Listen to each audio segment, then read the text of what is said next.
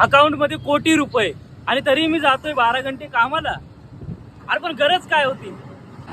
इगतपुरी म्हणजे पावसाचे माहेर घर.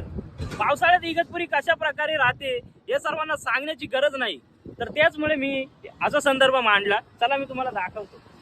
सर्वप्रथम या ठिकाणी असा कॉन्क्रीटचा रस्ता आहे. हा कॉन्क्रीटचा रस्ता जो बनवला गेलाय त्याच्यावर थोडा खड्डा पडत चाललाय. पहा पहिला, दिसतोय का तुम्हाला? दिसत नसेल किंवा दिसत असेल विषय सोडून द्या. तर त्यानंतर मी तुम्हाला एक महत्त्वाची गोष्ट सांगतो. आधी 2 लेअरचा जो रस्ता होता, हायवे होता, एकदम बेस्ट होता. आणि त्याच्यानंतर तो खोदून हा कॉन्क्रीटचा रस्ता त्याच्यावरती बनवला गेला. आणि तो कसा बनवला गेला? आधी डांबरेचा रस्ता बनवायचा, तो पुन्हा खोदायचा, मग त्याच्यावर कॉन्क्रीटचं काम करायचं. अशी ती प्रोसेस.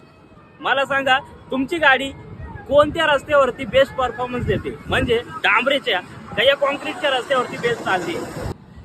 आणि अशाच व्हिडिओसाठी आपल्या ऑफिशियल प्लस मराठी चॅनलला सबस्क्राईब करायला विसरू नका. मग इंस्टाग्राम असो किंवा यूट्यूब दोन्हीकडे तुम्ही जाऊ शकता. कारण आज आंतरजाळाने खूप मोठा जाळ पसरलेला आहे. कॅमेरामॅन जगदीश सोबत ऑफिशियल प्लस मराठी आणि सबस्क्राईब करायला विसरू नका. जय हिंद, जय महाराष्ट्र.